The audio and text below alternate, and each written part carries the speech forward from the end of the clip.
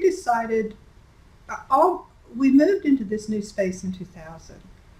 And the first month, we were just ecstatic about our statistics. We had grown so rapidly. And the second month, and the third month, and by probably the fourth month, it was just terrifying. We were going to be out of space again before we could hardly open the doors. We went from a circulation of around 100,000, I don't remember exactly, but around 150,000, and we doubled it that first year.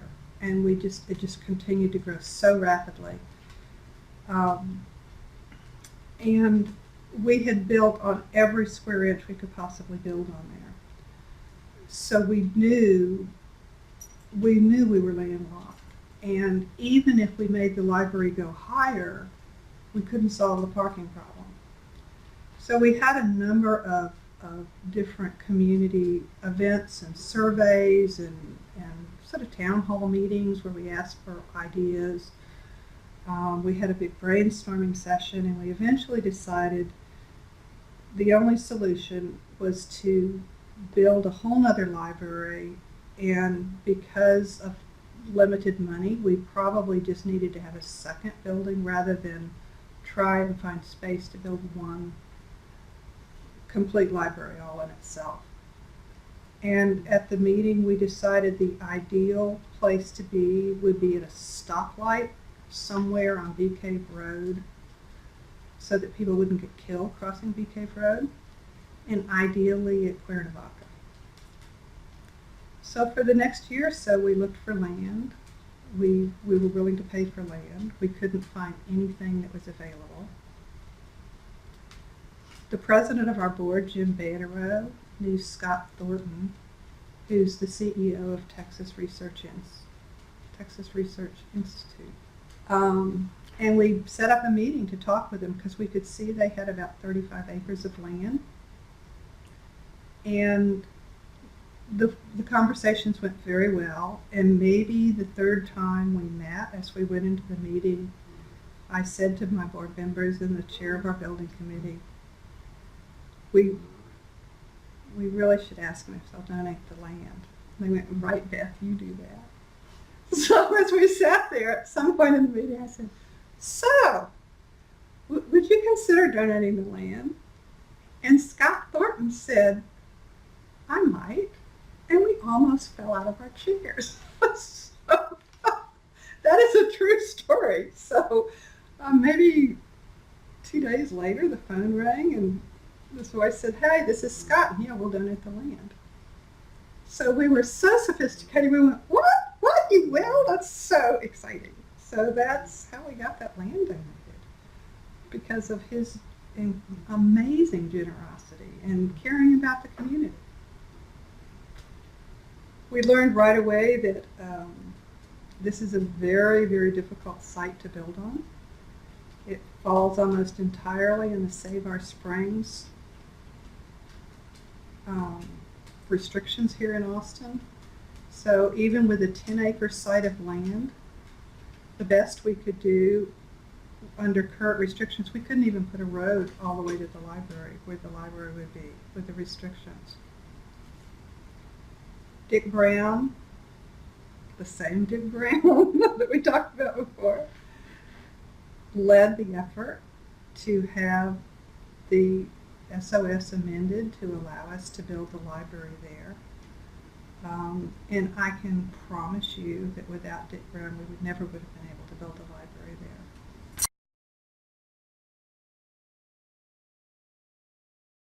So as we started this project, once again, I asked Alan Jacoby if he would chair the building committee meeting. And also this time around, I asked Jeff Musgrove, because we paid him as a project manager on the first project. And they both said they would be glad to chair the building committee.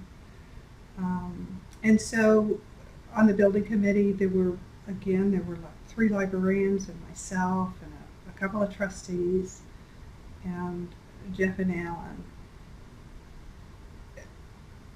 We hired Studio 8 to do our architecture work, who is now doing the remodel at West Bank as well. This would be my third library building. We knew enough by now that we needed to really identify what our needs were and the functions we wanted for different areas, and developed a very serious proposal before we ever even contacted the architecture firm, which helped a lot in terms of the pricing of the project. We had a fundraising committee that Mindy Kidd chaired, and ultimately we raised about $1.5 million through the fundraising committee. We had a business committee to involve different businessmen as well. And Gary Farmer chaired that initially. And that was really 20 business leaders.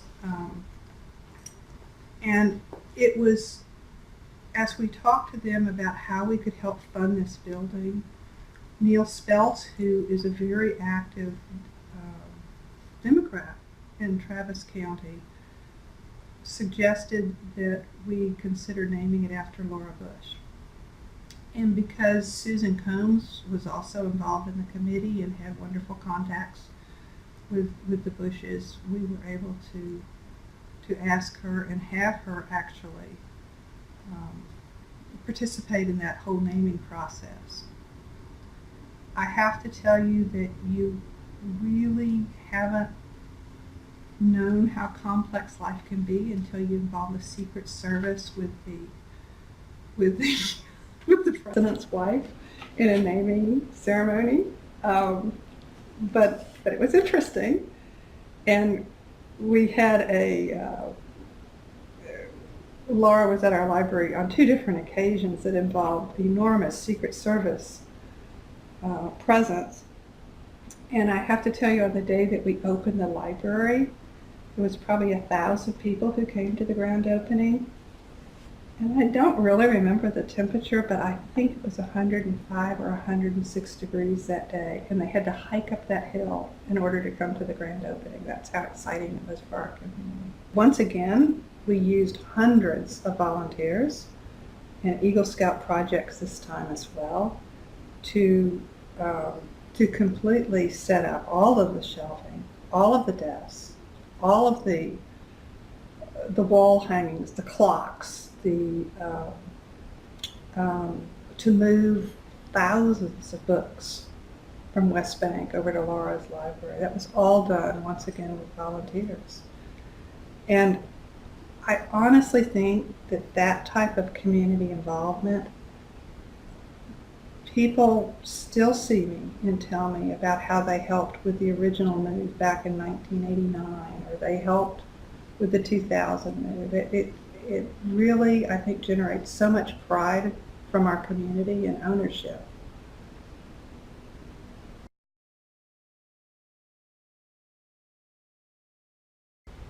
This is a picture when Laura Bush we made the announcement we'd be naming the building after Laura Bush, and she was at that time the wife of the President of the United States, so it was a very big honor to have her at the event. And sitting next to her is Susan Combs, who has been just an enormous advocate for the library for many, many, many years. First, just as a person who lived in the community, then as a legislator, then as the agricultural commissioner, and then now the comptroller for the state of Texas.